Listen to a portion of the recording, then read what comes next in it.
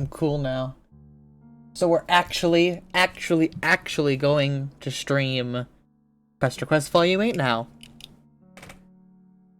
So what happened was, first, I started streaming for like 5 minutes, and then my whole family came home, and they were very loud, and there was no way I was going to get through a whole Pesterquest.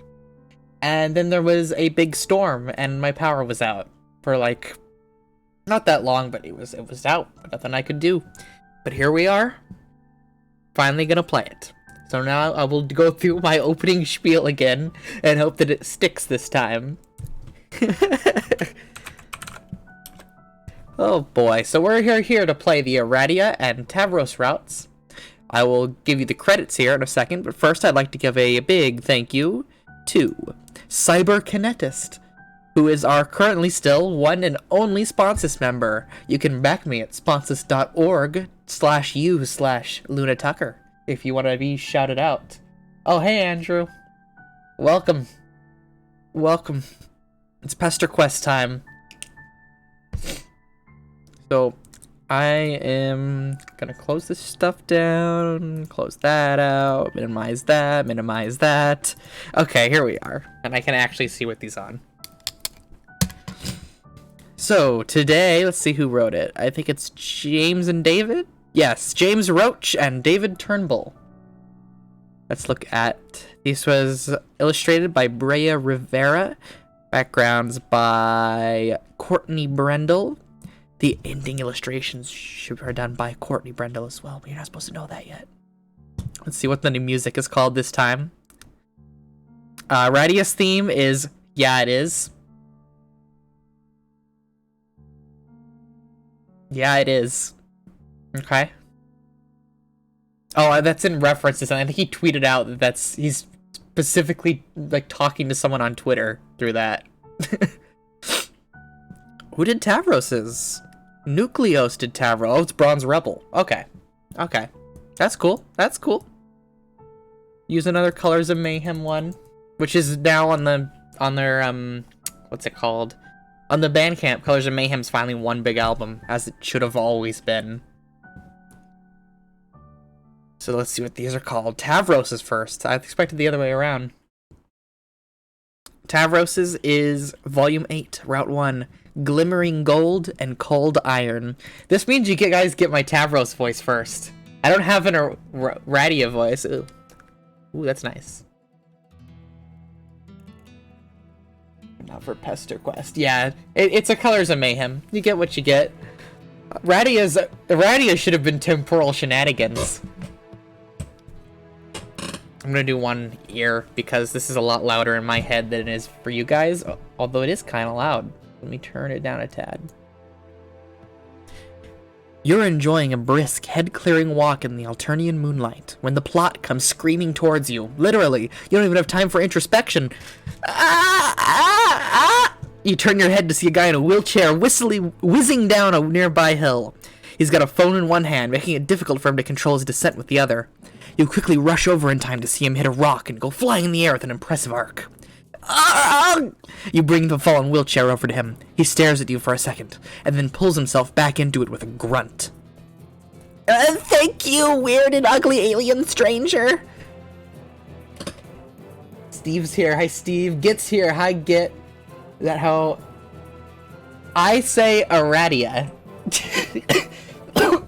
The people who say Aradia are wrong. The people who say, like...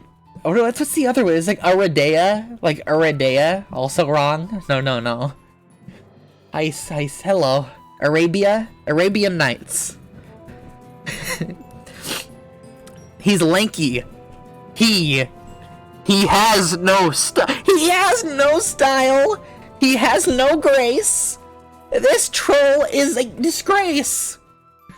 She's quick and nimble and quick and nimble and quick and nimble and quick and... Once he's settled into his chair, you look over at the boy you just helped. He's lanky and scrawny except for his oversized horns, giving the impression of a boy going through a very awkward puberty. His wheelchair is simple and flimsy and looks like it's gone through a lot of wear and tear. Oh, introductorily speaking, I should say that my name is Tavros. Tavros, as now as usual for you, the name sounds familiar, even though you're not sure if your other friends mentioned him by name. You give him a proper greeting and then ask what happened, and he nods towards an old watchtower at the top of the hill. I was attempting to scale toward the tower to acquire a rare Feduspawn monster. Feduspawn's Go monster. What is named Wolvupine. Feduspawn Go. Of course that exists. Of course. Oh, Clowns Don't Bite followed me. Looks like it wasn't while I was streaming, but thank you. No DK Rap parody. I don't think there was ever a DK Rap parody. I think Toby Fox did some stuff with the Smash Bros announcer, but no DK Rap. Feduspawn Go to the polls. Oh yeah. It's ranked either Mystic Triple Rare class, which is one of the rarest of all, at least concerning monsters that can be found in low-blooded neighborhoods. But it appears to be tragically out of my reach, no matter how much I believe in my ability to pursue it.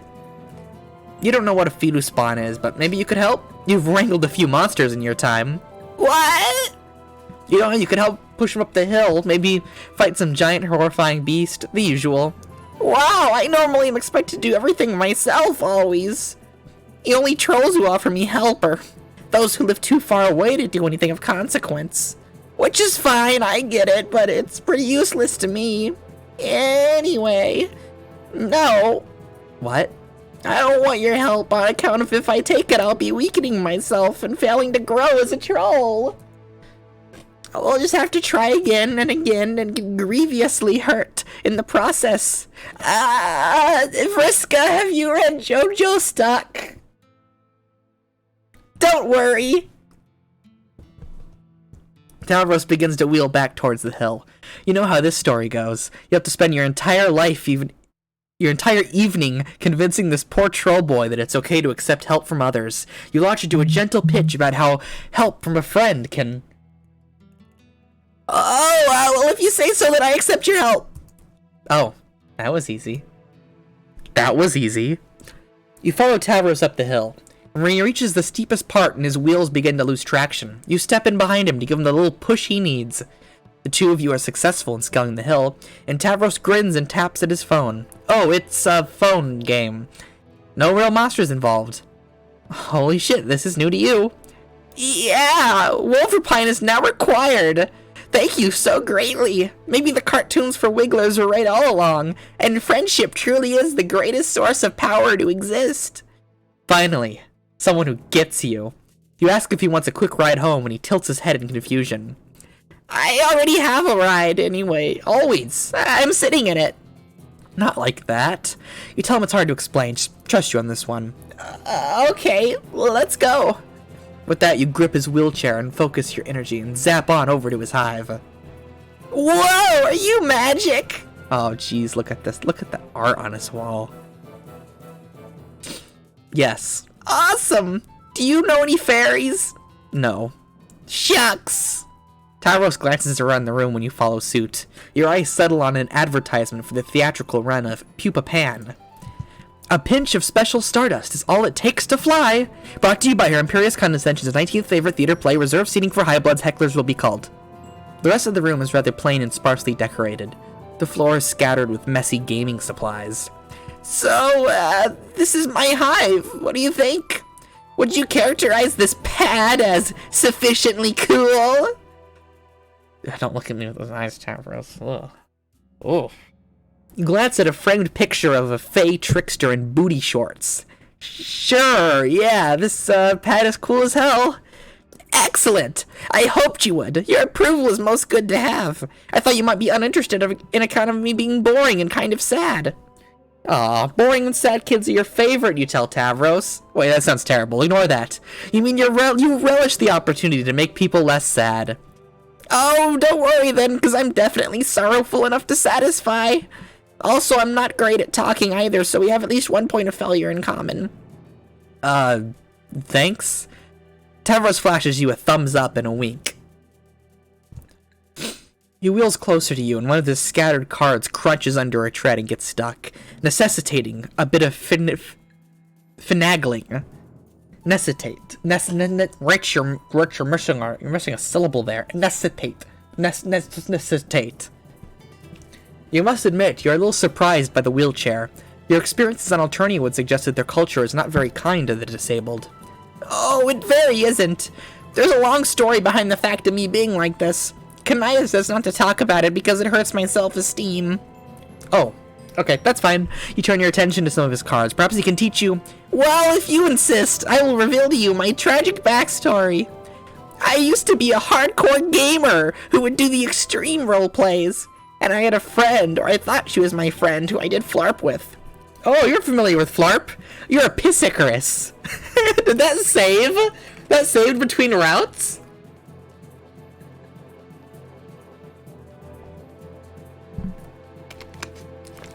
Oh yeah, all the posters on the kids' walls are just taken from Google.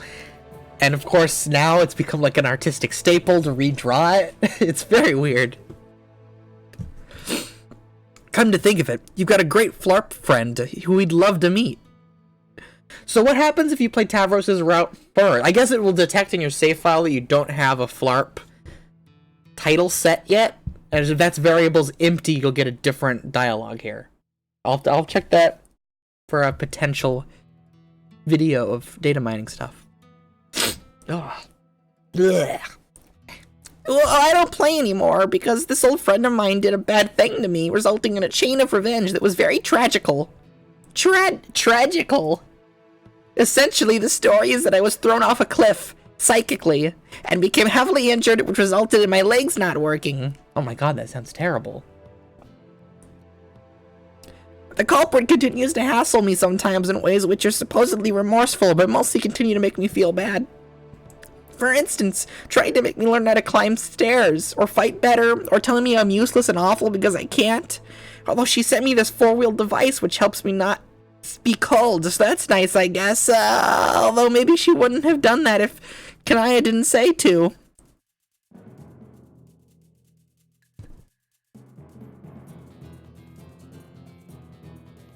Are there 2 little tiny wheels that his sprite is too big to show? Because he's only got 2 wheels. I think there's 2 little tiny ones at the bottom. There's gotta be. I don't know, she's hard to understand. Sometimes very nice and other times extremely not nice, and I can't figure out how she truly feels about me. Wow, this girl Tavros is talking about seems like a real piece of work. You sure are glad none of your friends or anything like that. Yeah, but maybe it's best not to think about her. Actually, Kanaya was right. Why don't I teach you how to play? Tavros!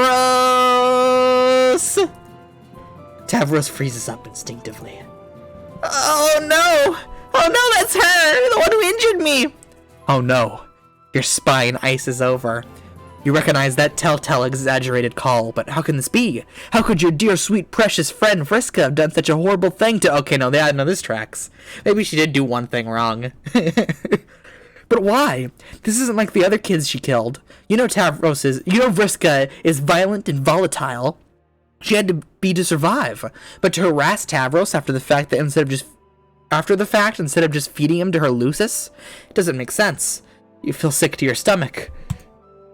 Hey Tavros, you haven't been answering my messages. We need to talk. Her voice comes from outside the window as it moves around the perimeter of the house. You glance at Tavros' stricken face as you hear the sound of keys jingling in a lock. Oh, fuck, she has the keys to his hive? Ugh. Oh, there she is. We haven't even got to a single choice yet, and we already have Vriska. Also, is she here to change his diaper like the book commentary said? Tavros groans and leans back in his chair. Vriska barges into their respite block and freezes up. Oh, hey. Hey, you say with an awkward wave. Vriska seems uncomfortable. I didn't know you knew this dork. It's a friendship in progress. Tavros has told you some things about their past together. Of course he has. Okay, listen. I know it sounds bad, because it is, and I get that, okay? Way back when, it was less than a sweep ago, I was part of a Flarp campaign that went off the rails, but Tavros ended up getting thrown off a cliff. It was basically my fault, but that's all in the past now. Things are better now. I hooked Tavros up with the sweet wheelchair and everything. It's not that sweet! Shut up, Tavros! I'm talking about how terrible I feel about hurting you. Tavros cringes, and you try to intercede on his behalf. Why is Vriska here? Oh, right. I'm here to extend an olive branch. Very magnanimously so, if you ask me. Terezi and I are getting the band back together. Not for Flarp, obviously, that ship has sailed. But we're gonna whip this planet into shape, and we need all the help we can get. You spent enough time moping around uselessly. It's time for action. You're in, right? No? What do you mean, no? I mean, I don't really want to do anything exciting or dangerous like that. And especially because you're going to be involved, I don't think it would be very good to also be... Oh, come on, Tavros. Things are totally square between us, Tavros. We all got hurt. Besides, I'm just trying to help you live up to your potential. You could be somebody. You could finally start living up to your legacy. I don't want to be somebody. At least not your kind of somebody. Tough luck, Toreador. None of us get that choice. If nothing changes by the time your rites of maturation... Vriska, that don't look like maturation. And it's not a good place for an 8. Roll around, you're screwed. The drones will kill you in an instant. Vriska turns to you. Her eye is wide and her fist trembling. Her frustrated glare barely conceals the desperation beneath. I mean, you agree with me, right? Tavros needs to shape up. He needs us. It's time we put the past behind us and move on. I'm just trying to help him. She leans closer. It's obvious she wants you to back her up. Let's get down to business. What is this? How does it go? I'll make a pupa pan out of you. I don't know the pupa pan song, but it exists. We could be a radical centrist. Don't take a side, Tavros and Vriska. I'm actually leaning towards Vriska here, I'm sorry. You can't resist her force of personality. When Vriska speaks, it just sounds right. You tell Tavros that you should accept Vriska's offer. Hell yeah! See, Tavros? My buddy here agrees. Let bygones be bygones. Tavros shrinks into his chair, small and sad. The two of you just stare at him as the awkward silence swirls mist around you. Vriska clenches her fist and steps forward, but you quickly put a hand on her shoulder and she pauses. Being around here is depressing, and someone doesn't want my help anyway. Whatever, become imp! I've had enough bull for one. Oh no! I forgot I set that in Vriska's route. I didn't think it would remember. That is way too on the nose for this. Oh, hi, clown. Hi, clowns.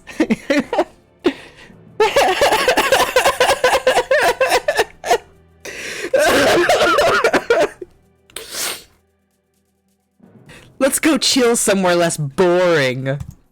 Like, I don't know, an arcade? Maybe a movie theater? What do people without a Lucis to take care of even do? You suggest to Vriska that you can find out. Together. She beams. Okay, bye, I guess. Tavros seems conflicted, as though he can't decide whether to be relieved that Vriska is leaving or upset that you're abandoning him. You don't really care, though. You're going to an arcade.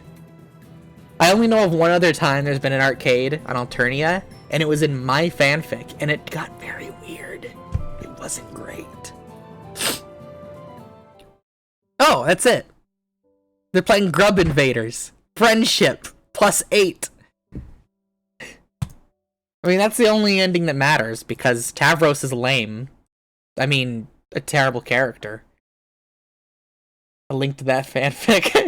I don't know if I finished it. I'll have to dig it up. It may just be a text file somewhere.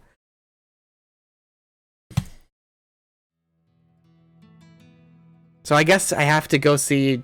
Plus, why do I have 9+ Discord notifications? Who did the... What? I have 118 Discord notifications. Oh, Zoe added me to a group chat. Okay. I thought I was in trouble. Vriska's yelling about Become Imp, and 2 minutes later I got 1 billion notifications.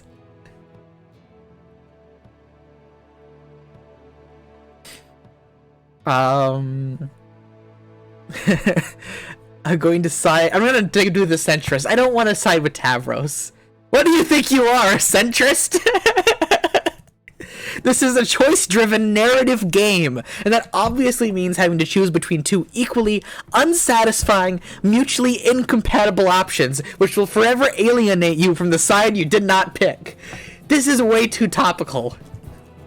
Try again. Oh, that's all you get. You get just a topical jab. You take a step closer to Tavros. I was ranting about the HSD versus Hussy Gang stuff on the Discord, and none of you stopped and just said, "Go play the Pesterquest." They've already yelled at you about it. They're already doing commentary on a discussion you haven't even had yet.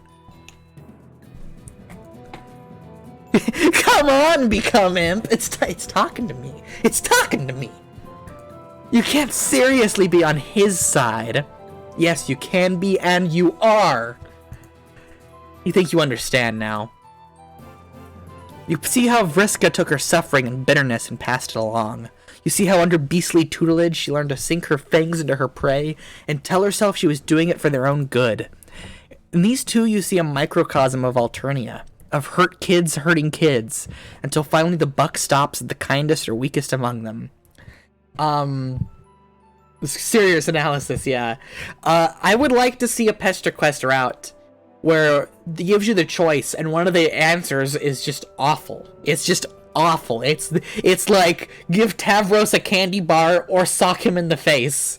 And for choosing the bad one, you just get a rant of like, you chose that to see all the dialogue, because that's how you play this visual novel. You gotta see all the endings. You gotta see them. So no matter how much sympathy you have for her, you can't stand idly by and let Vriska continue this cycle of hurt. You tell Vriska to look at Tavros, really look at him, and ask herself if her help has done anything for him. That's just Undertale. Yeah, that's Undertale. That is Undertale. Sorry. See, I just accidentally... I got 6 more notifications on Discord. It is Git. He says 119. Thank you, Git. Isn't this the kind of suffering that she and Terezi want to prevent? Right now, the best thing she can do for Tavros is leave him alone. Leave him alone? You don't get it. None of you do. If I leave him alone, he's toast. He's gonna suck these toes. Seriously, how have you not figured out by now? You've seen what this planet is like. You think we could just flip a switch and fix everything over day? They say over day instead of overnight. That's great. He's a worthless loser living in a world that has losers. That hates losers. And if that doesn't change, he's gonna die a sad, pathetic death. And you and Kanaya and everyone else, you're just enabling him. When he croaks, it's gonna be on your head, not mine. So if you'd rather hang out with Tavros in his make-believe fairyland, be my guest. But some of us are just trying to live here in the real world. I didn't mean for that to be so emotional. I coughed. That's the best Vriska sprite. That's the she did nothing wrong sprite. How dare you attack me? You and Vriska spend a while staring at one another. All you can muster is a look of pity, which only seems to incense her further. Her face scrunches up and then goes steely and flat. Her voice is icily calm. You two have your fun. I'm out. Vriska slams the door shut as she leaves. Tavros exhales a long sigh of relief. Well, that went pretty well for an encounter with Vriska, all things considered. I only feel somewhat terrible about who I am. Slowly, gently, you place a comforting hand on Tavros' shoulder and tell him he deserves much better than this. It's not his fault. Vriska is... difficult. Yeah, Kanaya says that too. I sometimes almost believe her when she does. The room was silent except for a faint wiggling noise coming from one of the balls on Tavros' floor. You don't know what else to say. Tavros, my ball. Would you enjoy playing some Feudal Spawn with me, perhaps? As a manner of distraction? Oh, fuck yes, you tell him. Let's spawn some some fetuses. Norman Reedus and the Funky Fedu. Your FARP experience inured you to Alternian game design, so you're only mildly nauseated when Tavros shows you how the physical version of Fedu Spawn works. Chitinous purple critters explode from gooey orbs and infest plushies before bursting out in the form of large monsters with more limbs than you're comfortable with. Also, you have a handful of cards which boost their attributes, or allow you to interfere with your opponent's monsters. There's a lot to keep track of here. Before too long, the room is full with chittering purple monstrosities and queasy-looking host plushies on the verge of birthing even more abominations. You are so lost. But you think you're winning? Your creatures appear to be doing a better job of preying on his host plushies and spawning more of themselves. You've got a meter in the corner that keeps going up while his goes down. That's good, right? You think it's good, at least where victory is concerned. But you're more concerned with the dejected look on Tavros' face. He doesn't seem to be giving the game his all. You ask him if he's doing okay. No. Oh. Okay, he just came out and said it. My fun has been stymied, I think. Oh, man. I'm not letting this cold curse this stream. Otherwise, it'd be like the 4th time canceling the stream, and it's not happening. What kind of game would you make with access to bioengineered abominations? I don't know. What kind of... Jeez. What kind of games would Troll Kojima make? He wheels himself over to the window and looks despondently out. I used to like Vriska a lot, you know? I'd admire her for many qualities that were good, such as being very confident or having skill at games. Now I just hate her. Or feel like I should hate her, but instead do not feel those feelings. In their place, I feel very conflicted and bad about myself and wonder if there is something wrong that I can't feel as angry as I should. Or make myself to become strong enough to talk to her properly about my feelings. It's just a big mess. You glance again at posters lining Tavros' walls. Sprightly fairy girls with confident smiles, long messy hair, and blue color schemes. The resemblance to Vriska is uncanny, but superficial. She's never gonna be like the girl from his posters. That's just not who Vriska is. But for a sad, hurt boy who likes to dream, she must seem so painfully close. This is a problem too big for you to untangle right now. You need to redirect Tavros' thoughts. You close your eyes and ask your intuition. What should you do? Oh, here we go. Gotta help Tavros fly. We're gonna throw him out the window. From the darkness, you reach into your muddled memories and catch a glint of glimmering gold. When you open your eyes, Pupa Pan stares back at you. Unlike him, you don't have magical stardust, but you might have something better. You tell Tavros you'll be right back. Sort of.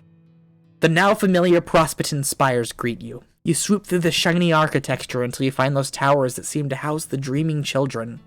Sure enough, Tavros' dream self can be found in one tower, nestled comfortably in a Recuperaccoon. You poke him on the cheek.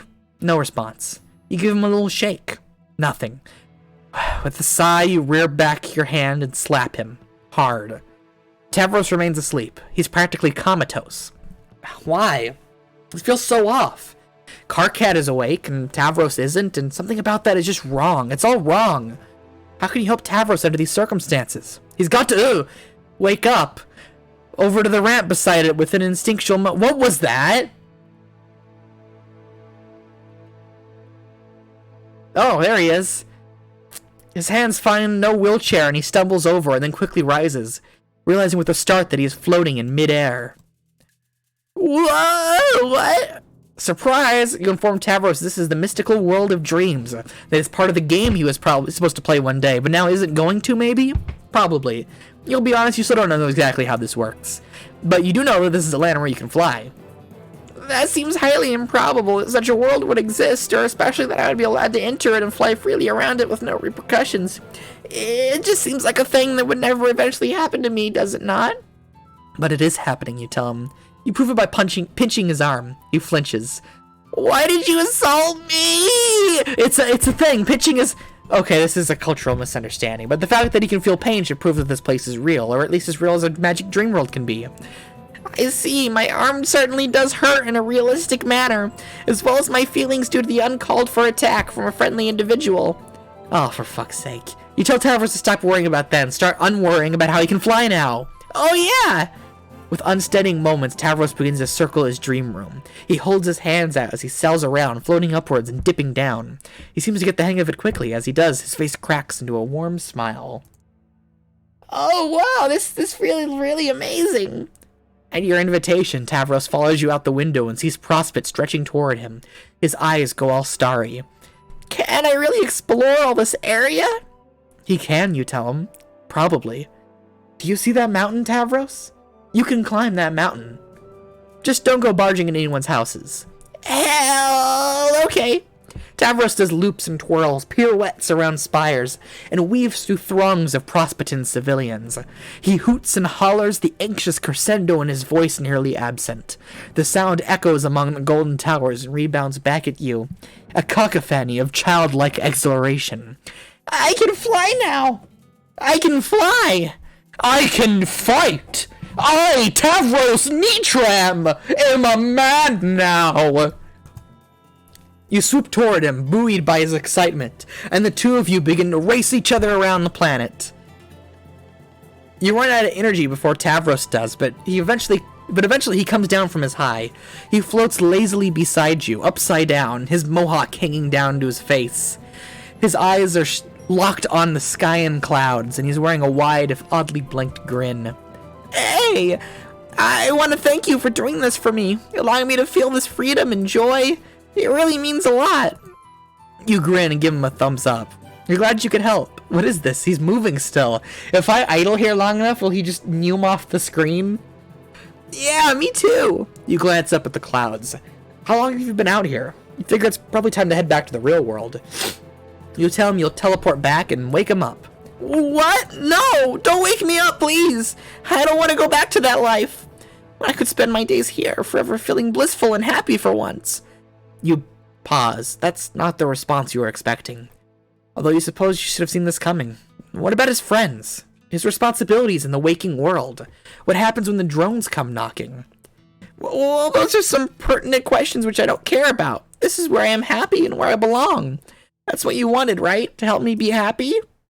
Right. Then your work here is done.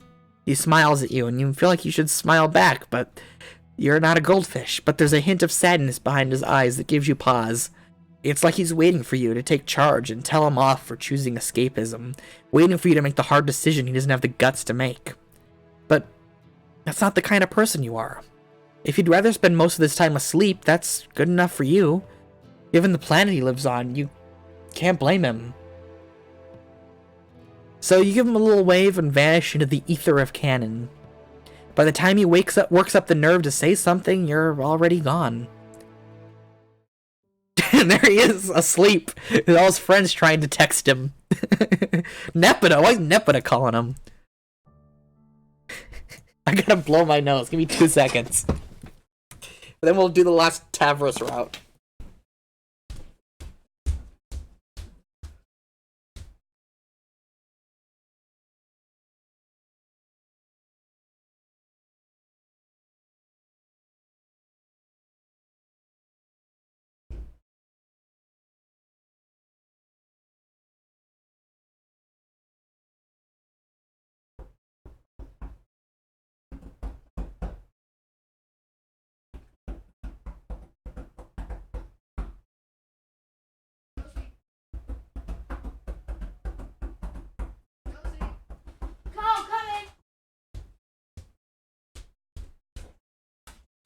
There you are. Sorry, I thought it was Oh, it's Austin. Hi. Hi, I'm streaming so they can hear you if you yell. Okay.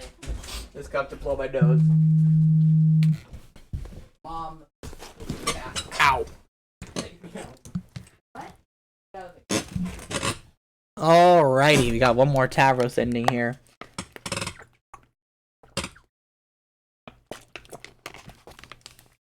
Tavros' inner psyche, nothing but fairy girls. I'm glad that this route is shorter than the last few have been. Mostly because I'm sick, but also because I hate Tavros.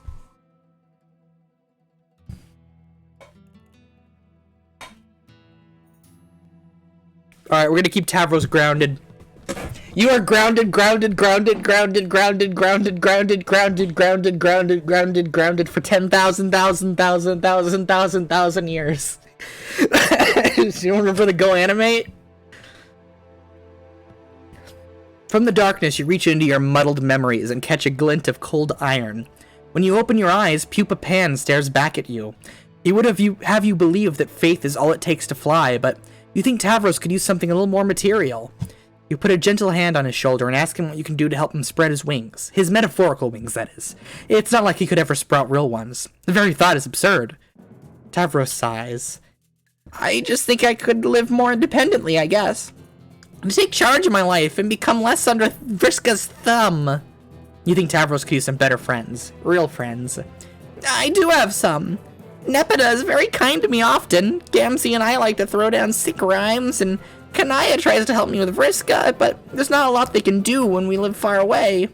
And as nice as my Lucis is, he's unable to help me with all my issues, due to his small size limiting him to only moving and carrying small objects to me when I acquire them. The simple fact is that I didn't build my hive with the expectation of one day using a four-wheeled device to navigate it. Can Tavros move to a better hive? Could you help him with that? No. As a bronze, the stipend I received is not enough to cover such things.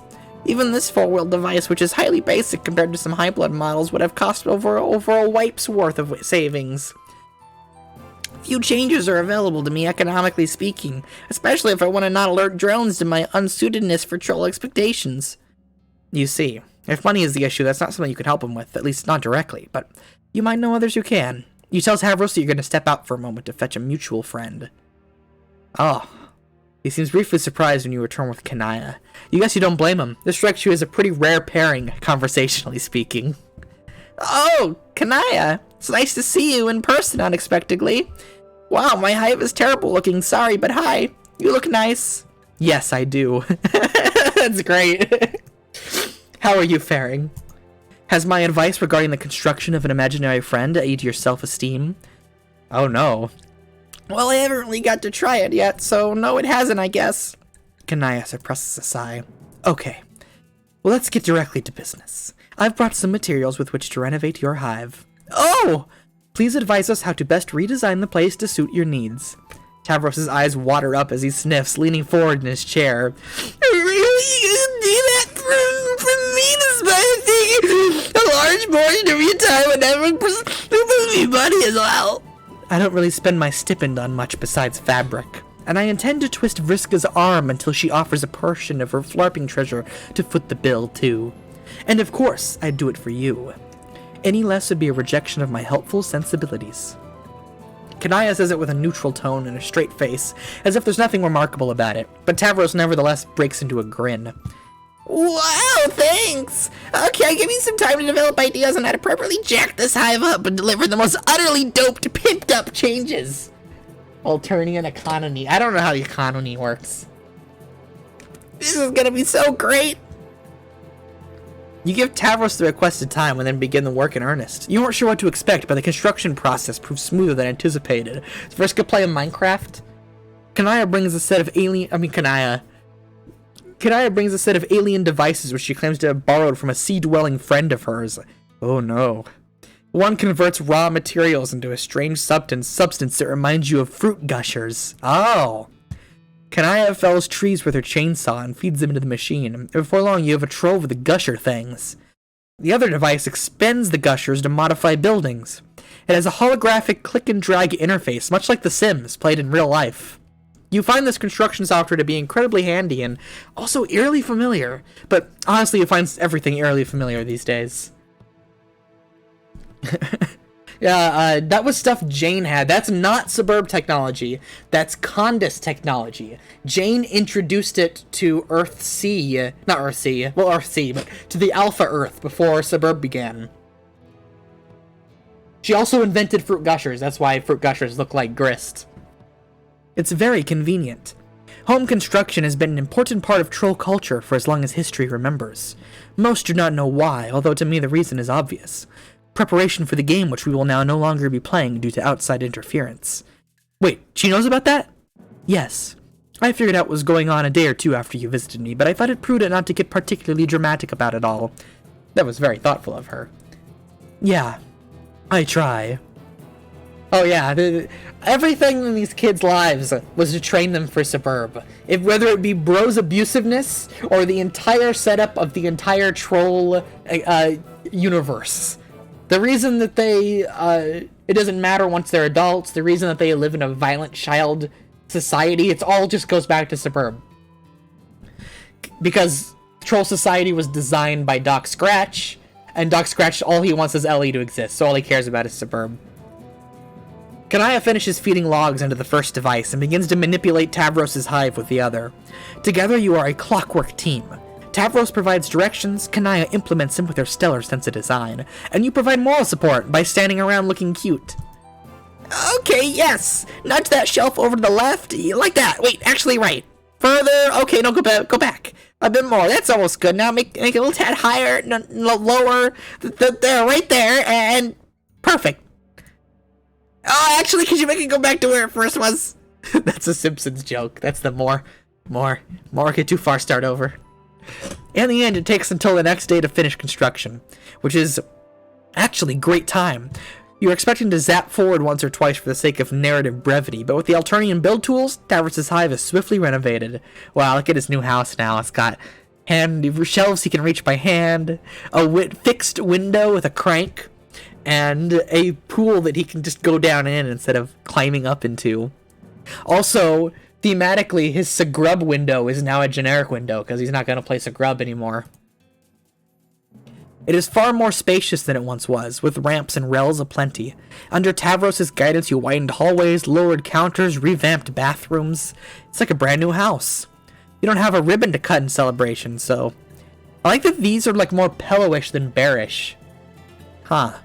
So Tavros summons some bizarre fetus spawn creature to shoot confetti all around the entrance to the hive. It's all gross and sticky and you hate every second of it, but he's having fun. After that, Tavros spends a while just exploring the hive. He wheels himself through each block, awed by the ease with which he can navigate the space. By the time he returns to his respite block, his grin is radiant. You take it he likes the new place. Oh yes! The pad is now genuinely frigid. It makes me feel more confident, like the world is befouled jeweled container. Oyster. The world is oyster. Like I can say to Vriska, fuck you, I won't do what you tell me, biatch. Ah, jeez, Vriska. Ah, jeez, Vriska, what kind of adventure we going on? We gotta get me cube, Tavros. Me cube. It's in the Bendigo, Tavros. Okay, I won't say that, probably, but I could. I turned into a pickle, Tavros. I pickle Vriska. Actually, I will say that as well as plenty of other deliriously rude things, long which I have avoided saying. Okay, it's probably enough, you tell him. Kanaya is staring icily at him, but he doesn't seem to notice. He suggests that it's a good time to settle down. The sun's gonna be rising pretty soon. Right, well, while we still have some moonlight, would you like to stay for a while, Kanaya, and play some games with us? Oh no, that's quite alright. I'm afraid I have duties to attend at home. I left a dress in the oven. Kanaya blinks and carefully maintains her poise. It's made out of clay, you see. I'm getting experimental. Oh, that makes sense. Well, goodbye. fades away into space. She smiles and shoots you a pointed glance. You take it as your cue to place a hand on her shoulder, concentrate her hive, and send her back in a flash of light. Once she's gone, Tavros wheels up to you and nudges you in the hip. So, regarding Kanaya, this could perhaps be misreading the situation, but when I reach deep inside of and tap into that marvelous power of self-esteem, it tells me I'm very right and smart. Did you see the way she was smiling at me? Almost in a way as you suggest amorous inclinations? He waggles his eyebrows furiously in your direction. Ah, jeez. You tell Tavros that she's just, what friendship looks like. She's not his type. Trust me. Drat. Oh well. I think there's a saying about this, that the sea has many fish in it. Now that I'm feeling better, I think perhaps I will one day go fishing for a quadrant or two. Well, it's a start. I'm gonna take some time. It's gonna take some time for this kid to figure out what genuine self-esteem is like. But just like the Prospectin clouds part to reveal a brilliant sky in blue, you think Tavros is on the verge of seeing the sun. The moon? This metaphor works better on Earth.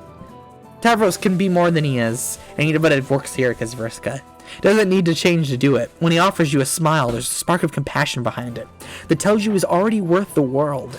All he ever needed was someone to believe in him. And money. He also needed money. So would you like to perhaps celebratorily play a round or two of fetus spawn with me? I'm feeling much more prepared to enjoy a game, and perhaps this time I will proceed to crush you with my incredible might as a fetus spawn breeder. Except I mean that in a nice way, I like to have a friendly challenge if you'll accept.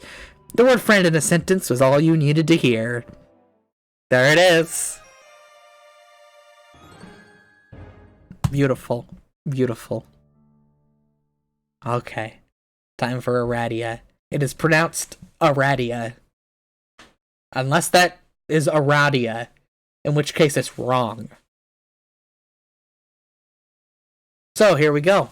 And I heard this is the one that has all the weird plot stuff in it. This is all meta plot stuff, which I am very excited for. What are you doing here? What are you doing on this awful planet? You walk. You walk and you don't stop walking. You walk until the moons are high in the sky and the lights from the city all but fade away. I thought it was a song. It's Aradia, Kappa. Yeah, it's Aradia. That's what I said, Aradia. That's what I said, Calliope. It's Calliope. Her name's Calliope. What am I supposed to say? You walk until you can't think about anything but walking anymore. Then you zap. Zap, zap, zap, zap, zap, zap. Who cares? Oh, who is that? That's Karkat, Kanaya, Gamzee, Vriska, Terezi, Tavros, and whoever all lower. Equius, maybe that's supposed to be? He was the other route. You just went out of here. What's happening to you? What are these thoughts? What are all these half-remembered truth? Woo, that was a close one. We almost said half-truth. You are lost inside yourself in what simultaneously feels like both a moment and an eternity. You stop walking and lay down. Ooh. There's a leitmotif in my ear.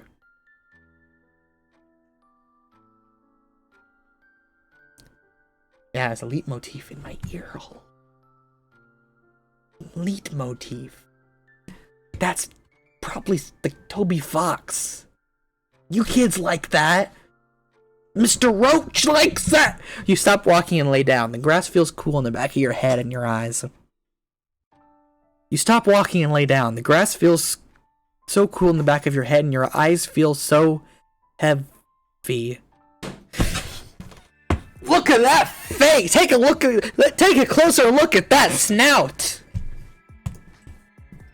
Troll Jesus Christ! Inches away from your face as someone has bent over you and staring unblinkingly into your eyes. My name's Aradia. I like dead things. Do you want to be a dead thing? In a single panicked motion, you do a youthful sideways roll and spring to your feet. This doesn't seem to startle her at all. She doesn't move from her precariously balanced squat. Aradia's doing a little cheeky breaky. She is just looking at you, observing you. Is she waiting for you to do something? After exactly 21 seconds of staring directly at you, she offers an incredibly toothy smile. Part of you suspects she just remembered that's what you do in these situations. She examines you with an obvious curiosity. Not the worst decision, to nap among the remains of the deceased. What? With a sarcastic motion that suggests looking literally anywhere around you. She draws your attention to what appears to be some sort of dig site. You seem to have fallen asleep in a pile of bones. Her shirt is emblazoned with a dark red Aries symbol. Oh, cool, another Zodiac kid. You must have said Aries out loud, because she immediately corrects you. It is pronounced Aradia. That makes sense. Although you've just met, you cannot fathom her name being pronounced any other way. Your new potential friend Aradia is looking a little... What is a polite and charming way of saying rough around the edges? Her clothes are a bit shabby, but maybe that's just normal wear and tear when you've been hanging in the dirt all day. You're saying it wrong. Aradia. Raz and the god Ra. Ra. The staff of Ra. Aradia. Aradia? Aradia. As in radiation. As in Toby Radiation Fox. And the word they're looking for is goth GF. That's a nice way to say that. Wait, is she doing it? What is she doing out here in the dirt anyway? I come out here to dig up bones. Oh, like archaeology. Oh yes, that too. Bones are an important part of the life cycle. You often hear about the beauty of life, but I find that death is just as important and fascinating. The finality of death has a beauty to it. Or it used to. You want to ask her what she means, but it must be written all over your face. She very quickly moves on. Remains can tell us a lot about their owner's life. How they lived. How they met their end. Is that not a little wonderful? Fossils represent a finality, a moment locked in time. It is the physical that... Oh!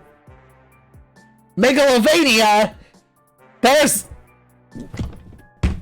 Megalovania in my ears.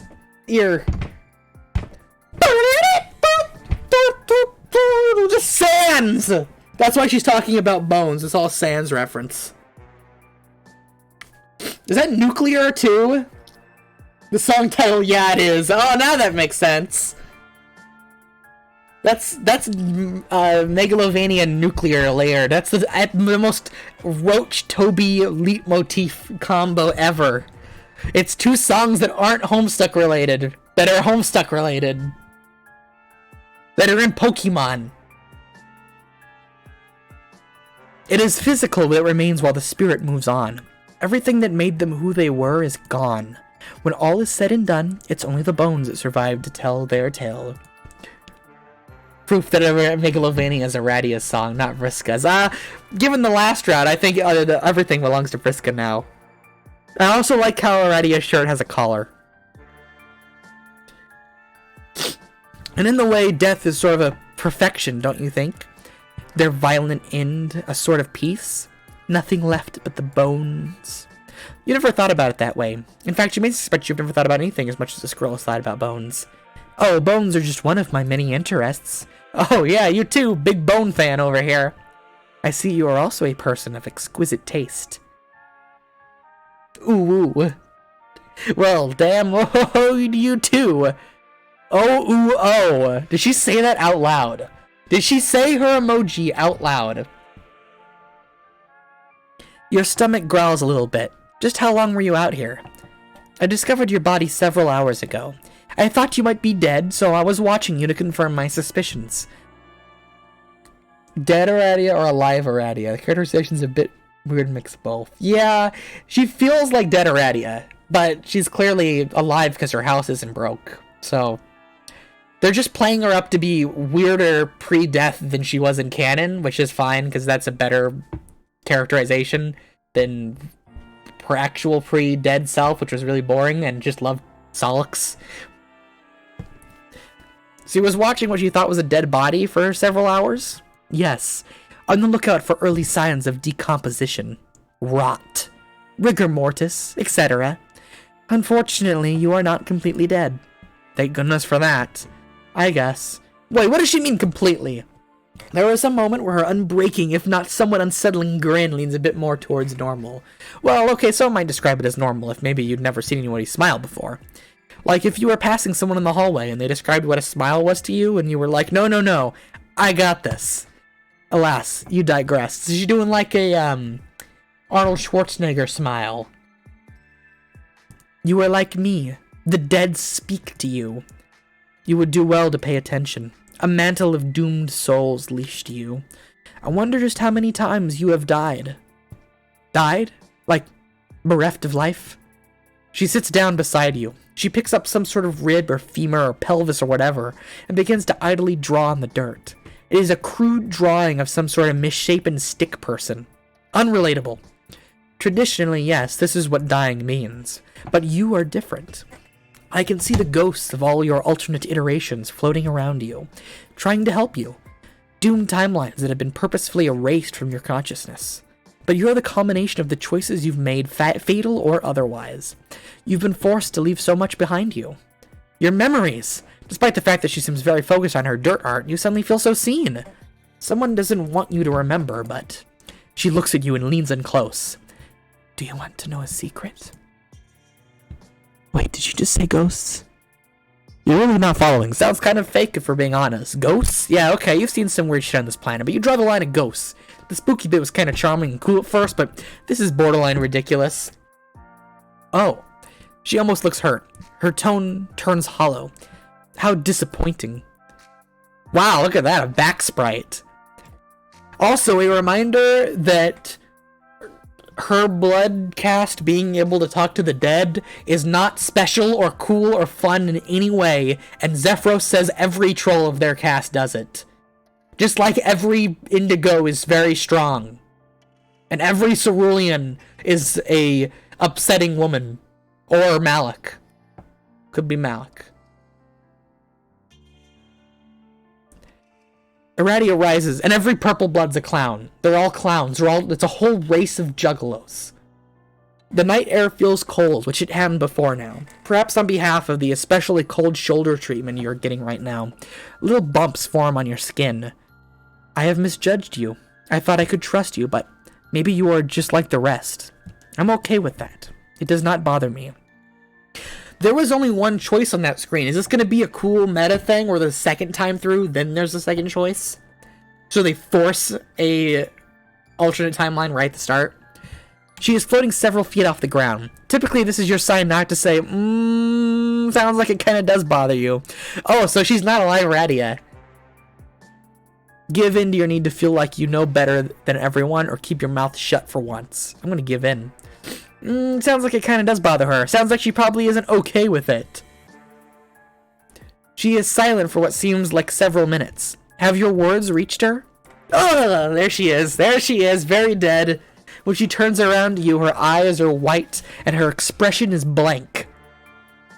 Star Wars Alien Syndrome, where a single character gets extrapolated for every member. Well, I mean, imagine if Star Wars had a thing where, like, every Mandalorian is a bounty hunter who puts people in carbonite. Her head tilts to the side as if she is looking at a curious bauble, her face unchanging. So it must be a dream bubble, right?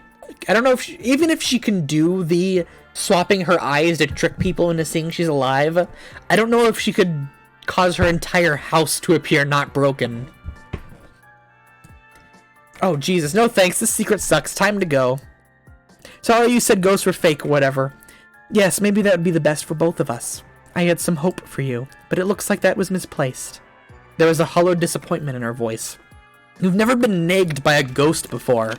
She raises a hand to you, her form silhouetted by the twin moons. There is a blissful moment where you feel suspended and still. Better luck next time?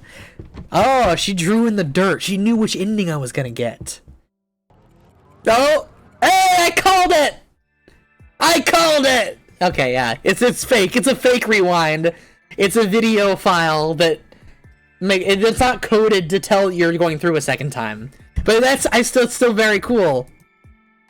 Troll, Jesus Christ, inches away from your face, blah blah blah. And a single time you do a youthful sideways roll and spring to your feet.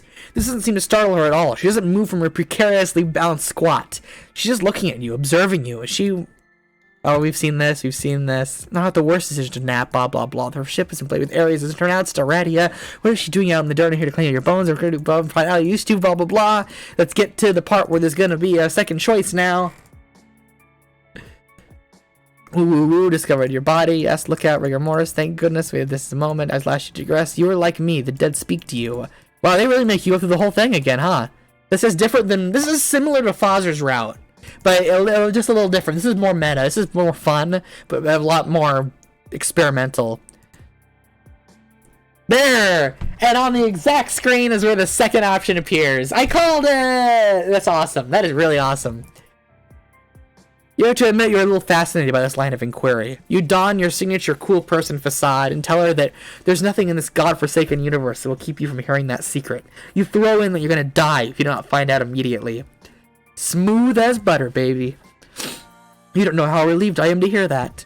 The way she speaks has shifted slightly. It sounds fuller, livelier. That's good.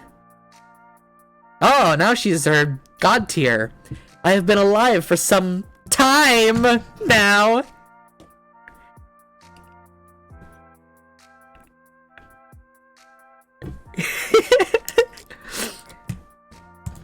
All according to plan. When she says the word time, her eyebrows shift a little, as if cueing you in on a joke she seems to think you are completely familiar with. You give it a polite chuckle. What a character! She beams, and there was a moment you forget that she was talking about ghosts and secrets. They can't find us here. We have made them very mad. They can't find us here. We've made you. Don't ask for clarification on very. You're pretty confident about that one. This is not the first time we have met. Though it is hard to say how long has since passed since then. Time passes differently out here. Hey, apropos of nothing, and far be it from you to comment on someone's appearance, why does she look so much older? Why is she wearing the magic teen pajamas like John and them? How does she manage to do her makeup so well and just not brush her hair at all? You know, with curls, that issue might actually be overbrushing. You want to brag, but you happen to have an encyclopedic knowledge of hair care products. Did she consider switching to a sulfate-free shampoo? God, you wish you had hair.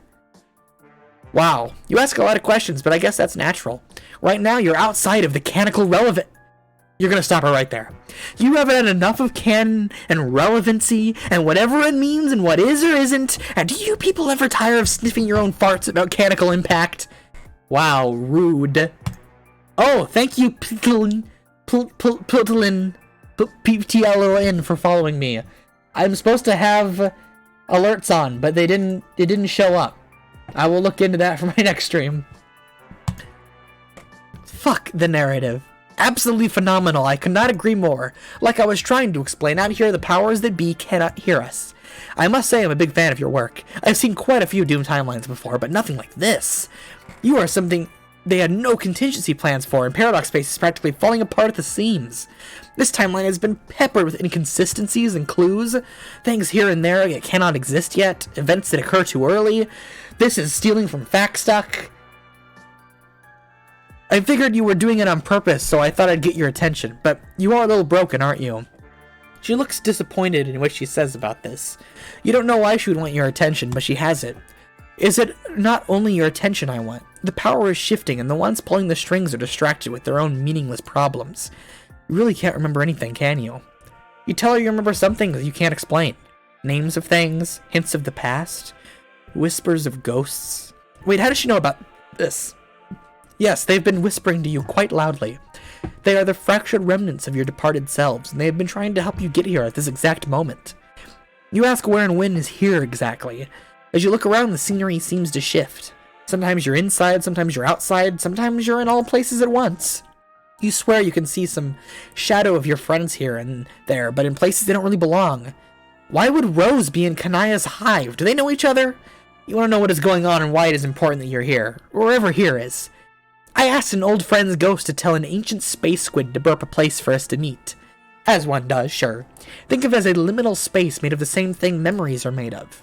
I've spent a lot of time in the furthest ring and in these bubbles and trying to figure out how they work. So I have some ideas, but I don't think the ones who conceived them even know exactly. What matters is the specific path you took to get here. It took you many tries, but you made it! You get the feeling the more this is spelled out, the less sense it will make. Kind of kills the magic. Yes, that is probably true of most things. Instead of explaining it to you, it was easier to just rewind things and have you try again. You're almost too embarrassed to ask how many times it took to get it right. She puts her head in her shoulder and just shakes her head. Oh. The important thing is that you made it. I tried so many things to get you here.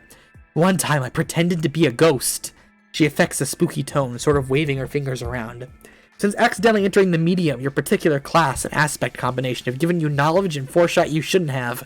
There's like going to be a canon class spec for the reader. Alert showed up, didn't make any sound. Oh, okay, it should make sound. I'm glad it showed up, though. But here, where the connection to every version of yourself is the strongest, we can do a little housekeeping. She reaches her hand out to yours. Oh, fuck, is this it? You're finally making a friend, and all it took was an infinite number of tries. You take her hand, and she smiles at you. And then everything goes off the shits. Something flies into you. Ah, fuck, that was a ghost. You can see them all hug it as your face. There are so many of them. One by one, they slam into you, the entirety of their lives and each of their deaths playing out before you in real time. Aradia clutches your hand and begins to laugh in a way that makes you start to think this wasn't a great idea. But you remember. You remember all of them. As the last doomed version of yourself is absorbed into your body, you collapse of both physical and mental exhaustion. You are back in the dirt, back in the bone pile. You just sort of turn over and lay there for a second. Oh my god. Malik, Tizius, Boldir, Diamond, Zeep! Okay, maybe not that guy. But there is still a gap. Why are you here? You look down at the hoodie Malik gave you. Didn't Karkat's friend say nobody used this symbol for a long time? I'm afraid I don't know exactly. My abilities have allowed me to tidy up your timeless timelines that have happened in a sort of tentative canon. You roll your eyes. She ignores you and continues. So whatever happened to you outside? Anyone who enters the medium seems to have a class spec. Maybe. Dad has a class spec. Yeah, I would imply Dad has a class spec. Whatever happened to you in Obama outside of the narrative is beyond my capacity as a guide of the deceased. But I know a way we can find out. It is why I brought you here to give you back your memories. God, you miss just fucking around about hot dogs. Wonder what your friends are up to now. You think you should check on them. She looks you in the eyes and you stop rolling them for 2 seconds. Aren't you tired of being nice? She said the thing! The meme! She said the meme! Don't you just want to go ape shit? She said it! She said the meme! She did it! You want to see this whole place break apart. I like the time you're supposed to give your punk rock alien daughter up at the mall like 100 years ago. No, we're gonna break the whole thing apart. You think about it for a little bit. You've been gone for so long, and you can go back whenever you want, right? You gotta focus on the friends in the here and now. You know what? Yeah, let's trash the place. You stand up and kick over a small pile of bones. No, my bones! Oops, sorry. She kneels down next to the carnage and just completely stares for a little bit. Shit, she looks completely devastated. It is actually kind of hard to watch. You turn away. Biscuits. There's no way to canonize a friendship with the time god. What were you thinking? You're just too damn good at kicking over small piles of shit. Curse these powerful legs. Marvis wouldn't do something like this. That guy was cool as hell. Aradia begins to laugh in a way someone less eager for friendship might describe as a cackle. Look. She has arranged the bones into an outlandish, if not slightly vulgar, configuration. For once, I really am okay with this. I was just lying to you for comedic effect. It's okay, you can laugh. Say it with me, ha! Ha! Say it again. Ha! There you go. Say AH a few more times. Invoke the name of the one god. I meant apeshit more in the larger sense. I don't think any of them care about bones. Their loss. If you really want to see things fall apart, I can lead you to where you need to be. You don't know who they are, and you don't give a single solitary shit. Fuck this place. Fuck whoever took your memories. Let's go completely buck wild up in this piece. You kick some dirt and don't even care. You eat a weird bug and don't even care. Aradia produces a series of extractions from thin air, sort of a giant Ouija board. The lens spins out sickle and Alternian, which you still don't understand why you can read, but you now know not the weirdest shit happening right now. Karkat's rambunctiously colored sickle appears in midair. Oh, the home speculator, the one he couldn't have gotten without alchemy? Let's go. Has it all been fake? Have we never been on Alternia? Over the next few hours, you teleport around both Alternia and Earth, dropping a bunch of seemingly random objects and nonsense. But this is the explanation. This is how it happens. We're just gonna retcon. This is how they fix all their plot holes. That's great. You change the gift itinerary in dad's PA. Oh, this is why James Roach made a Twitter thread asking for all of the plot holes in Pesterquest that we made a fit over, like John having a poster hung up 5 minutes before he's supposed to have a poster hung up. And you start doing chores. This feels like running errands more than breaking anything. Trust me, they're going to notice, and I bet they're going to be so steamed. You guarantee nobody in their right mind will care about any of this, but the moment the words will leave your mouth, something in the distance cracks. You don't feel it. You don't hear it. You feel it. Aradia is retroactively foreshadowing me. I mean, not foreshadowing me. Retroactively making me mad. She is retroactively affecting the content on Homestuck.info.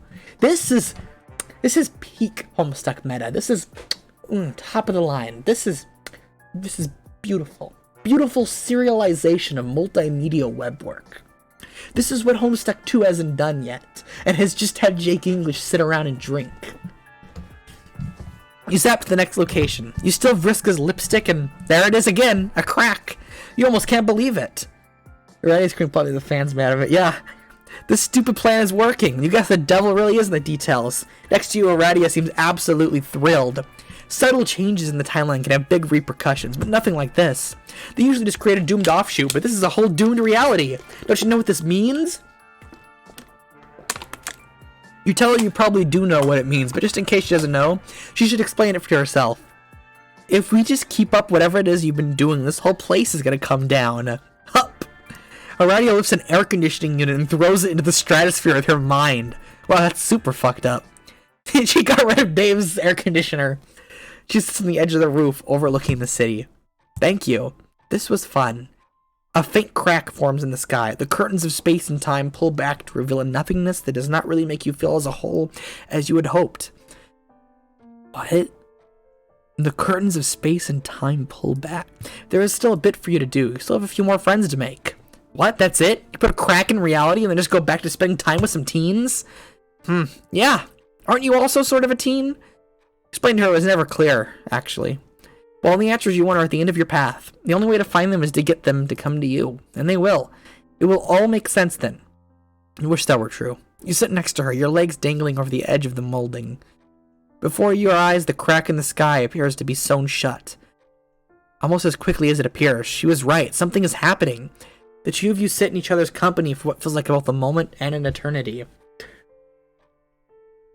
That was just the air conditioner, yeah. It cracked the sky. See, this is all about me, obviously. Obviously, Homestuck's all about me and me only.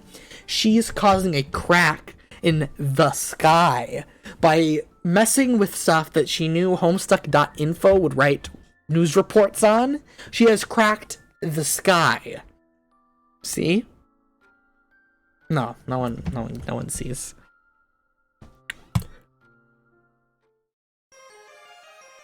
Very cool.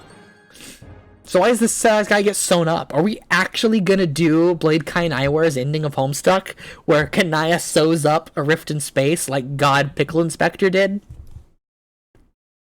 Good end, you guess? So our Aradia and Thefri aren't even gonna get normal routes. They're gonna be lost in the meta enough stuff. We already knew... There's not enough spaces here. Aradan, Thefri, I guess they're gonna do Jake and Jane, Dirk and Roxy? Because I already know Dirk and Roxy are gonna be the last one, and it's gonna be Homestuck 2 stuff. It's gonna be crazy meta stuff. But that's not enough, because all the beta kids got their own spots. Yeah, it's a different kind of crack from what we've seen before. It looks more like it looks a little bit like the Problems with Crack. Let's see if there's another ending here. Whoa! That didn't look right. What are you doing down there? 20 volumes. Yeah, 20 volumes. Let's keep my mouth shut. You keep quiet. Now is not the time for your incredible insights. The restraint you've shown her will surely be rewarded. She turns slowly, dangling somewhat limply in the air. This act was for your benefit, but to proceed any further is pointless. Oh, did I already see this? No, I did not. Boo! Oh, Jesus, no thanks. Secret sucks. Time to go. Oh, yeah. I have seen this already. So then it's the fake ending.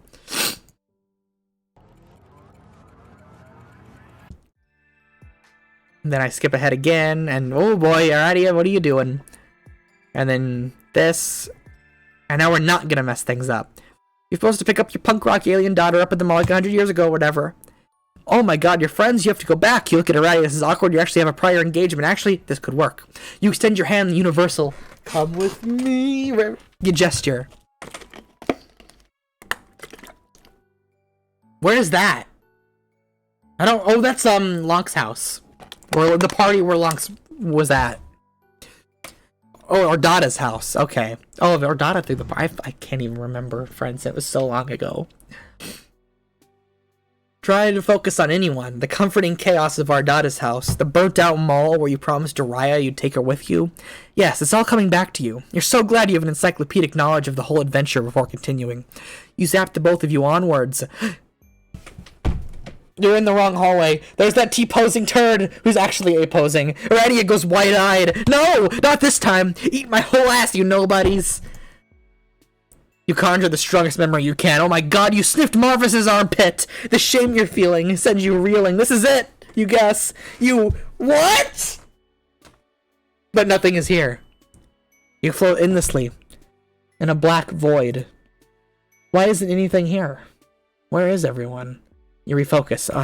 Maybe that was just a bad point to remember. You pull the strings of your hoodie tight, letting its warmth cover you like your dear friend's embrace. Surely you spent enough time with Malik's jacket to form some sort of secret bond with the memory of him. This'll be enough. It needs to be enough. You disappear and reappear in the same spot. You phase in and out over and over and nothing happens. Aradia watches you, but it seems to be giving you space to process this. It isn't enough. It was never enough. They're all gone. You go limp and drift for a while. You hear the sad song of some sort of cosmic entity. Its low tones reverberate your entire body, filling you with a sorrow you didn't know you were capable of feeling. An impossibly long tendril appears from the void and slowly makes its way towards you. It gently wraps itself around you. You don't even bother to question it at this point. Wow. On a scale of 1 to 10, how shaken is your faith? Why aren't they here, Aradia? Where is everything? I don't know, but I'm here. Do you just want to vibe out with the space monster for a little while? I kind of do. Yeah, okay, I guess. I don't know where your friends are or why there's anything here, and I'm afraid you may not find these answers until you confront the puppet master. But, isn't that fine? Friends and grudges, life and death existed in nothingness. Isn't it all the same in the end? The only if this is about bones, you're gonna leave your mind. You're gonna lose your mind. She smiles. Well, I can confidently say it wasn't not about bones. You can't help but laugh a little bit. Do you want to try again? I know there was a different way this goes, but I still wanted to see what you would do. You won't remember anything, not even our friend here. You think about it for a bit. The tentacle sort of paps you on the face. Is it trying to comfort you? Eventually you know what has to happen. She'll rewind you and tidy up the mess you made by coming out of here.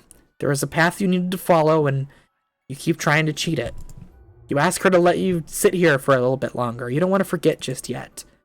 Okay. Okay. Wow.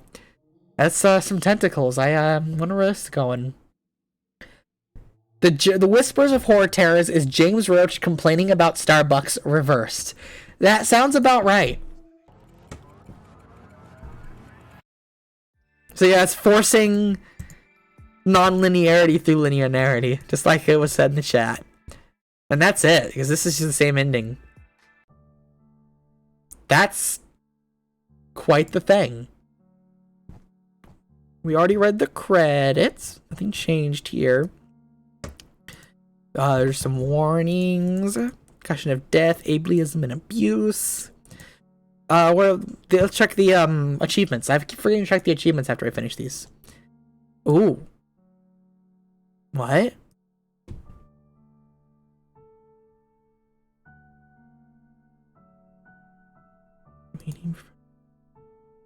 I missed an achievement. Is it bugged? How would that have happened? Oh, I got it. Let me try something. Beginner's Guide to Destroying Paradox Space. I just played Beginner's Guide for the first time a couple weeks ago. It is scarily relevant to all this.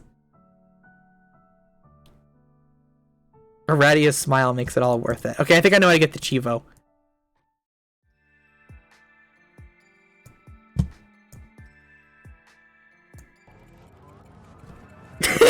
God, the fast forward. What did you say about ghosts? You're not really following. Sounds kind of fake. Ghosts? Oh, she almost looks hurt. How disappointing.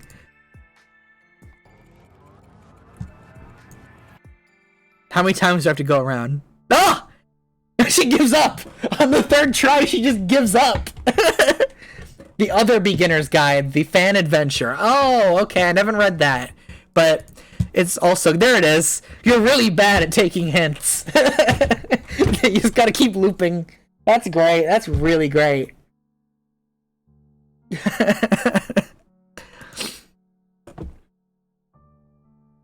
I guess that's all. We'll be back in 2 weeks, huh?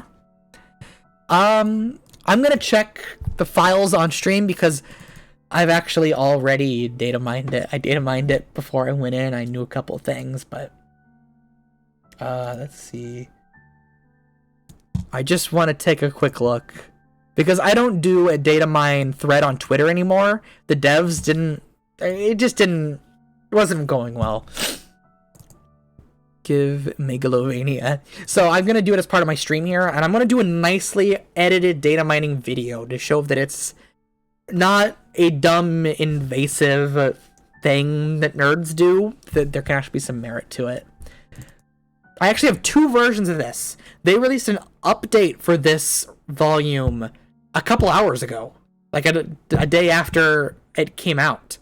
So I will double check. I think there's some weird background included. So what have we got here? Here's memories. So look, they used a MPEG file for the rewinds. These are video files. But for the memory section, where it's going through all the memories, they used 113 separate images. Which doesn't seem like the most cost-effective way of doing that. These are all, what? Like a megabyte each? 100 kilobytes each? Is it? How big was this gag? 18 megabytes. This gag was 18 megabytes. And it's only up for like 2 or 3 lines of dialogue. And in doing so, they also included all the endings of all of Friendsim in the files. And also, these have a special border. I hope they didn't go through and do this manually. Because I could probably do this with image magic through just code. If they went through Photoshop and made every one, that's dedication. That is dedication. I also don't think there's any secret ones. I think these are all from... actually from Friendsim. Yeah. This one, which most people didn't get. So here's the dig site. There's all the Aradia. All the Aradia stuff's the top because her name starts with an A. There's the dead. Aradia hint. So this pops up. This one. This pops up when you get to the choice and you choose the wrong one. I was wondering, I thought my eyes were just seeing things. Why is this glitched a bit? It's just like that. Backyard. Backyard fun. You have a prediction? What's your prediction? Ardata living room. Here we go. That was added in as a full one. Was this in it before? The version in Lonk's route may have been different. Obvious Solix and Nepeta and Fefri and Aradan. We're gonna get Solix and Aradan, Nepeta and Fefri. It could happen. Nepeta and Fefri are paired up as Fafeta. Well, I forgot about Nepeta and Solix. So there's definitely not enough room on the character select for the alpha kids. It's gonna have to go down a row and they might have to shift over some of the UI. Some character that's not Nepeta. Yeah, it's gotta be Calborn and Calliope as the last volume. So someone's getting the shaft. Probably Jane.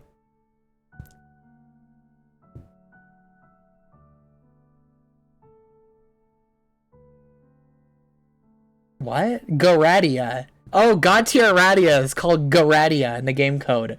Because every actor in Renpai has to be a specific name. A distinct name.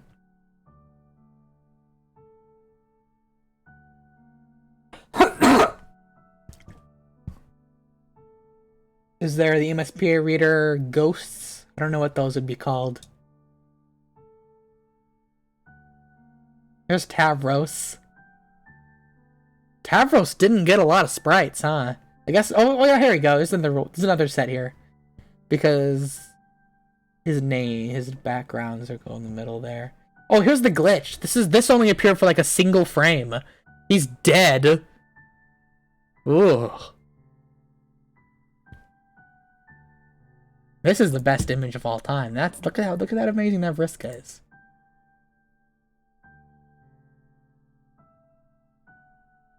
Toblerone. Did you guys see the Toblerone that unlocks the special Toblerone Gamzee route? It's not accessible in the regular version, but the images are there. Normal sprites, but transparent. Yeah, that makes sense. More T-pose. So here's where things are a little different. Let me open up. A few hours ago, there was an update to the game. And the only thing I could find that was different is that there's this. The Zen Garden as a blank background, right? Down at the bottom here. So maybe we'll do something with that, because I don't know why they would have added that.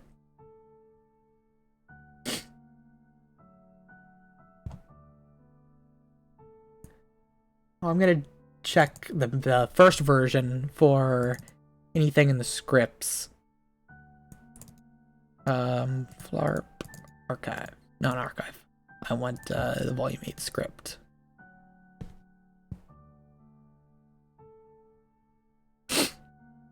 True Nepeta has been repeatedly teased and is a heart player, so it's not going to go over well.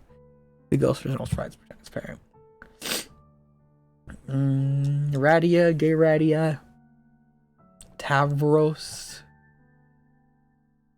Kanaya Zap, MSPA _ Ghost. Oh, wait.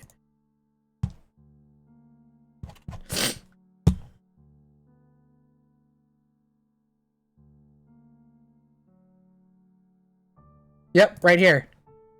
There are special sprites for the ghost.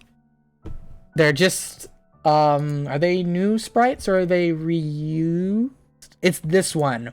It's Reader O, but they copied it twice and made it semi-transparent. Marvis is in there now, yeah. Tavros Reno. Tavros Glitch, the image, Aradia's Hint, the Sickle, the memory is they really hand-coded 113 lines of this? I mean, they probably used a macro, but still, there's gotta be a memory slow. It had to be a better way to do that. Dream floating, ghost floating, volume 8, route 1. And then this is going to be this. I want to see how they coded the Aradia route.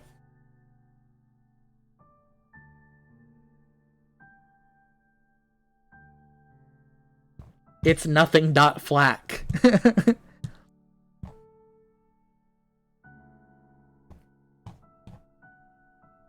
Arrow Rewind 2. Be Kind Rewind is the name of the sound. I like that.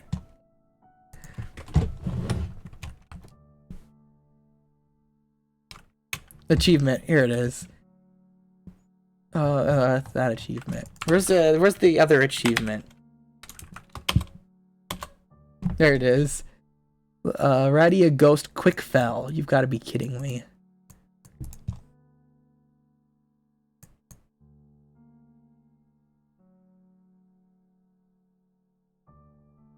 Huh. Okay. Let me just make sure there's no comments in here. No. Oh. To do, grab. You think you're winning. Your creatures appear to be doing a better job of preying on host plushies and spawning more of themselves. You get a meter in the corner that goes up while his goes down. To do graphic. They did not. They planned to do a few to spawn HUD, but they didn't. And down here, for this line, if there is a way to make the oh, come on. If there is a way to make the text feel so heavy, appear one word or letter at a time, that would rule. But if not, then one word per screen is fine. They tried that. It didn't work well. I ended up reading the same thing 3 times over.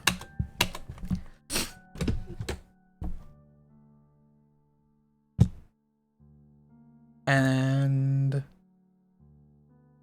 they don't leak the next volume anymore. That they only did that the first time.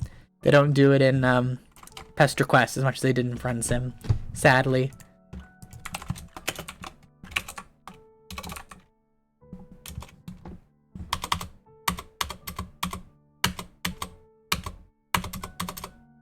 Yeah.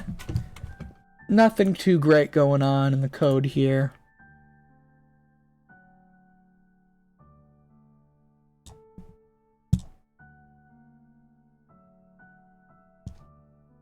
Check the music real quick. I'm gonna close out the game so we don't hear that song.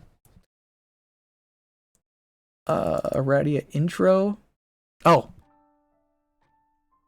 What's the album name? The album name is What's Poppin' Data Miners Love You. I love you too, James Round. No, not getting weird. But thank you, thank you. There's a few here. What is this one? Be Kind Rewind is this... it's the entire Navy SEALs copy pasta. Numerous... Right.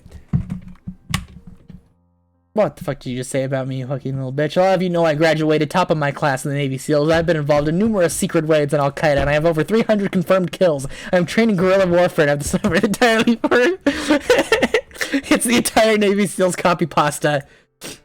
And Aradia's loop, what is that one? Cats can have a little salami. That's a guy like that. Use them honk, and then I'll tell you about it. That's great. And here's the It's Nothing.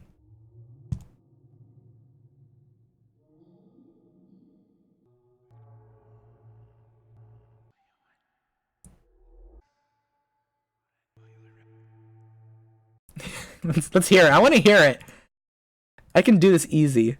Let's take it into Audacity. As an apology for missing streaming this the moment it came out, I'm gonna extend it a few minutes here while I find all these Easter eggs.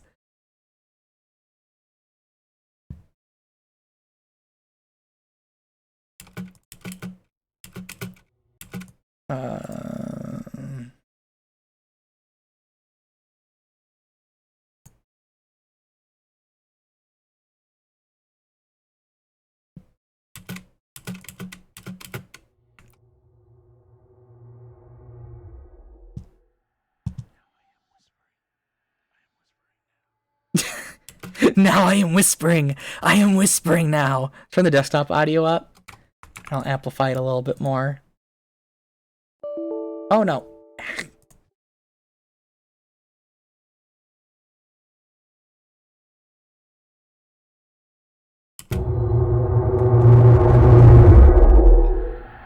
Now I am whispering. I am whispering now. It's time for whispers. It's time for whispers. Who's Whisper O'Clock? I really hope you really didn't, like, go through and speed this up, or whatever, to figure out what I'm saying. You were supposed to listen. I'm a little disappointed in you. I just have to whisper a bunch. I'm just gonna layer it. You're not even gonna hear this part. I'm drinking Starbucks right now. Here, listen.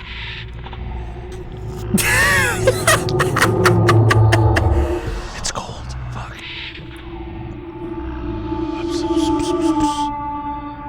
I made the sound like I'm whispering, but I wasn't actually whispering anything. I'm simply whispering, man. Bro, you have a whisper. It's fucked up. It's like talking, but not actually any quieter because you're making this really raspy voice, and everyone can fucking hear you. If you really don't want to be heard, you should speak in lower tones because human ears have a hard time hearing lower tones.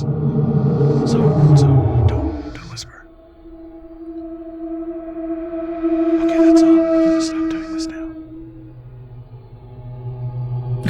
That's great. That's great. James Roach is still the canon Dave voice. No one can tell me otherwise. This was the other one. Yeah. That doesn't have anything hidden in the spectrogram, right? I know that's a thing you can do.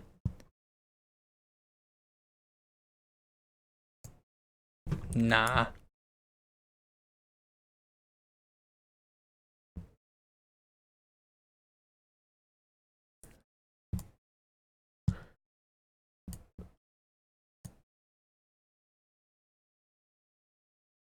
Alright, I think that's all. Thank you all for joining me today on this extended Pesterquest stream.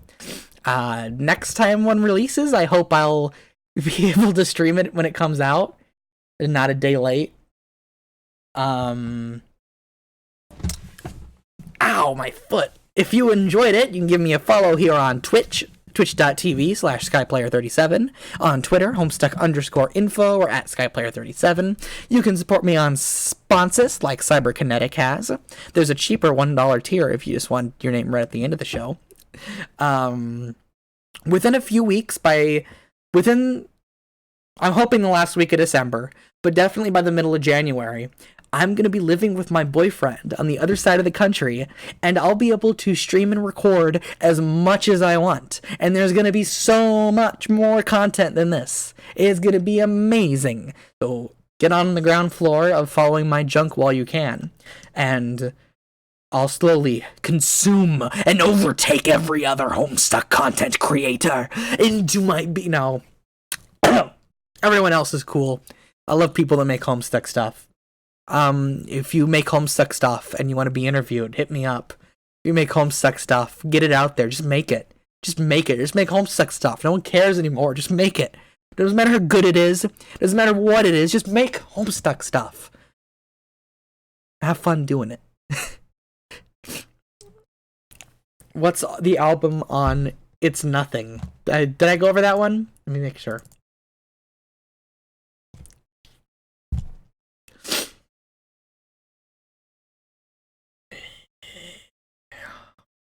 Oh, there is a. I totally missed that. It is. I'll save you some time. It's me whispering about Starbucks. Oh boy.